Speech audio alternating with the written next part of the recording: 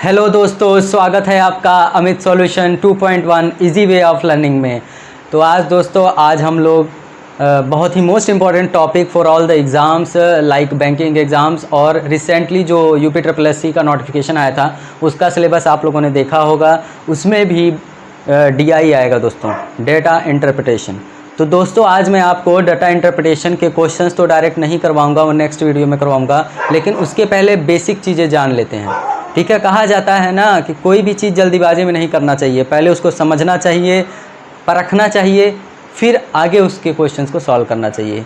तो देरी न करते हुए आइए DI की ओर चलते हैं और आज मैं आपको बताता हूँ DI के कुछ बेसिक पॉइंट्स कि हाँ हम लोग कैसे DI को फास्ट तरीके से कर सकते हैं, जो कि बैंकिंग एग्ज़ाम्स के लिए बहुत इंपॉर्टेंट होता है। और अगर आप क्या कहते हैं उससे ही लेकर के चलेंगे तो UPSSC जो पेट में आएगा वो आप आसानी से कर सकते हैं दोस्तों। तो डाटा इंटरप्रिटेशन कितने टाइप्स की होती हैं और इसमें कौन से कैलकुलेशंस की ज़रूरत है और किस चैप्टर से ये डेटा आता है।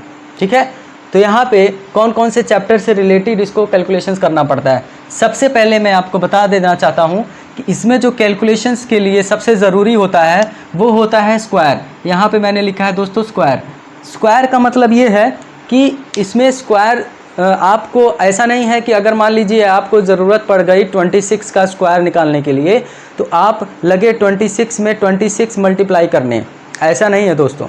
अगर आप कैलकुलेशन के स्क्वायर आ गया और आप मल्टीप्लाई ही करने लगे तो आपका टाइम तो एक क्वेश्चन के एक ही कैलकुलेशन में चला जाएगा। ठीक है, तो इतना इनफ टाइम तो नहीं है, हमारे पास लेस अमाउंट ऑफ टाइम है, तो इसीलिए हमें बहुत ही अच्छे सोच समझकर अच्छे तरीके से इसको सॉल्व करना पड़ेगा। स्पीड इज़ मैटर, स्पीड बहुत मैटर करेगा इसमें। तो इसमें हमें स्क्वायर आना चाहिए। मैंने हर वीडियोज़ में आपको बताने की कोशिश की है कि आप जो है 2 से लेकर के आपको 45 या 50 तक का स्क्वायर आपके माइंड में होना चाहिए। ठीक है, तो यहाँ पे 26 का स्क्वायर क्या होगा दोस्तों, 26 का स्क्वायर हो जाएगा 676। ठीक है, और 27 का स्क्वायर आ गया तो 729। तो दोस्तों ये सब चीज़ें बहुत ही जनरली इंपॉर्टेंट है, बेसिक चीज़ें हैं, इसी से एग्ज़ाम निकलता है, वो भी DI क्वेश्चंस मैं आपको बता देना चाहता हूँ। अभी लास्ट में बताऊँगा कितने क्वेश्चन आएंगे। स्क्वायर, फिर आता है क्यूब। दोस्तों क्यूब भी मैंने हर एक वीडियोज़ में आपको रिकमेंड किया है कि क्यूब आपको 1 से लेके मिनिमम 30 तक का आप लोग क्यूब याद कर लीजिए। क्यूब हर एक एग्ज़ाम में पूछा जाता है। ठीक है दोस्तों, और बहुत ही इंपॉर्टेंट है और आपको ज़रूर याद होना चाहिए दोस्तों कि क्यूब क्या होता है। 1 से लेकर 30 तक का क्यूब आपको याद होना चाहिए। अब उसके बाद नेक्स्ट है टेबल दोस्तों, वही पहाड़ा जो बोलते हैं हम लोग, टेबल हम लोग को याद होना चाहिए, माइंड में होना चाहिए। ठीक है, कि 19 छक्का 114 होता है, ये आपको पता होना चाहिए। ठीक है, 22 चौक 88 होता है, 22 छक्का 132 होता है, ये आपको जनरली माइंड में होना चाहिए। ठीक है, और बहुत ही फास्ट तरीके से कैलकुलेशन आपको करना पड़ेगा। ठीक है, 24 पंच 120 होता है, ये आपको पता होना चाहिए। आगे आता है बोर्ड मास बहुत इंपॉर्टेंट रोल है। बोर्ड मास आपको पहले ब्रैकेट सॉल्व करना है या मल्टीप्लाई, आपने पहले पता चला माइनस कर दिए, ब्रैकेट्स रह का वही है, तो इसीलिए कर लिए brackets, open bracket close bracket, जितने सारे ब्रैकेट्स हैं उसको पहले सॉल्व करना है। बी का मतलब होता है ब्रैकेट, ऑफ का मतलब होता है ऑफ, मतलब 2 ऑफ अगर 3 दिया है और ये ब्रैकेट में है और इसके बाद तो इसमें जो है ऑफ को पहले सॉल्व करेंगे। ऑफ का मतलब होता है मल्टीप्लाई दोस्तों, तो ऑफ को पहले सॉल्व करेंगे। ठीक है, ब्रैकेट्स ऑफ डिवीज़न, फिर उसके बाद मल्टीप्लिकेशन, फिर एडिशन, फिर सब्ट्रैक्शन। ठीक है, तो दोस्तों ब्रैकेट के बाद ऑफ आएगा, ऑफ का मतलब मल्टीप्लाई, फिर डिवीज़न, ऑफ लिखा रहेगा उसको मल्टीप्लाई ही समझना है, ये नहीं कि ऑफ है तो मल्टीप्लाई तो लास्ट में सर ने बताया, नहीं, ऑफ आएगा तो उसको पहले सॉल्व करना है। सबसे पहले ब्रैकेट, फिर ऑफ, फिर डिवीज़न मतलब भाग, मल्टीप्लिकेशन मतलब गुणा, एडिशन मतलब जोड़ और सब्ट्रैक्शन मतलब घटाना।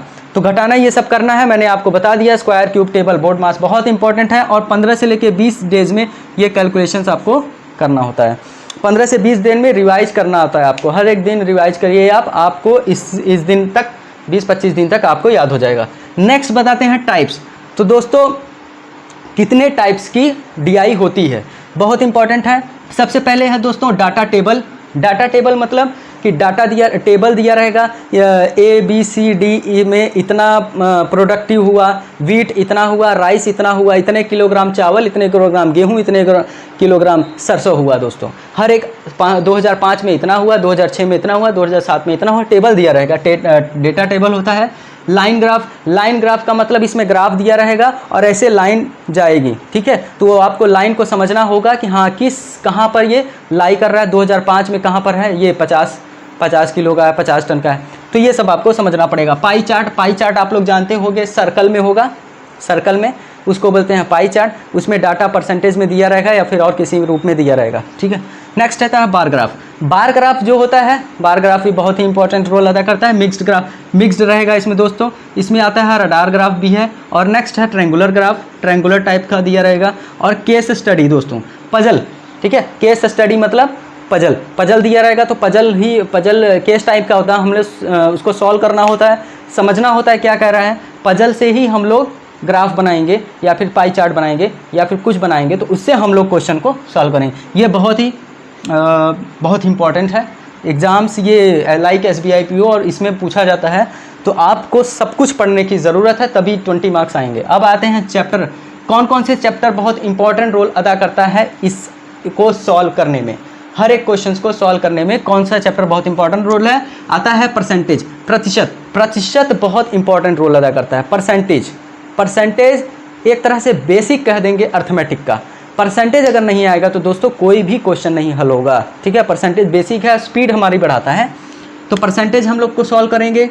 चैप्टर इसमें आएगा, इससे रिलेटेड क्वेश्चन आएगा कैलकुलेशंस के लिए, प्रॉफिट एंड लॉस, लाभ और हानि, ये भी बहुत इंपॉर्टेंट रोल है। प्रॉफिट एंड लॉस भी DI के क्वेश्चन को सॉल्व करने में बहुत ही ज़्यादा आपका मदद करेगा। रेशियो एंड प्रोपोर्शन, ठीक है, रेशियो एंड प्रोपोर्शन भी आपका बहुत ही ज़्यादा ज़रूरी है, ये भी आएगा आपका, और एवरेज, औसत, ये भी आपको बहुत ज़्यादा ज़रूरत है दोस्तों, ठीक है। तो इतने सारे चैप्टर्स हैं, ठीक। और इसमें जो ये चैप्टर्स हैं, अब मैं आपको बता देता हूँ कि जो UPSSC का जो एग्ज़ाम्स है उसमें 20 मार्क्स का आपका DI आ रहा है, अलग उन्होंने डिवाइड किया है। 10 क्वेश्चंस जो है आपका 10 क्वेश्चन टेबल से आएगा, टेबल डेटा, और उसके बाद जो 10 क्वेश्चन होगा ये मिक्स होगा, ये line graph, pie chart, bar graph, ठीक है दोस्तों। तो मैं ऐसा करता हूँ कि आपको समझ में आया होगा। मैं नेक्स्ट वीडियो में पहला DI सॉल्व कराऊंगा, आपका डाटा टेबल सॉल्व कराऊंगा, तो वीडियो को अभी भी बने रहिएगा, और लाइक सब्सक्राइब शेयर दोस्तों को ज़रूर कर दीजिएगा, ताकि उनको पता चले कि नेक्स्ट वीडियो आने वाली है डाटा टेबल की। तो मिलते हैं नेक्स्ट वीडियो में। जय हिंद दोस्तों।